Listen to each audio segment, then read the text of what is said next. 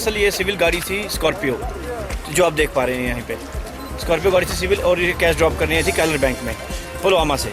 पर इसकी कोई इन्फॉर्मेशन कैलर थाने को नहीं है, ना किसी सिक्योरिटी फोर्स को है इनकी इन्फॉर्मेशन।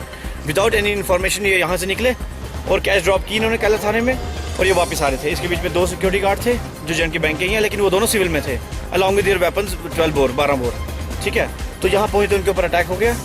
तो ऑल्दो द वेपन इज़ ये गाड़ी इज़ बुलेट प्रूफ, पर फिर भी उनकी मौके पे ही उनको ले लिया गया हमने थाने में। वहाँ से सबसे पहले लेके गए हम पुलवामा हॉस्पिटल, और वहाँ पे उनकी डेथ हो गई है। और वेपन उनके साथ उनके पास नहीं मिल रहे हैं। दैट मीन्स कि वेपन दे हैव स्नैच्ड, वो मिलिटेंट्स वेपन भी साथ ले गए हैं।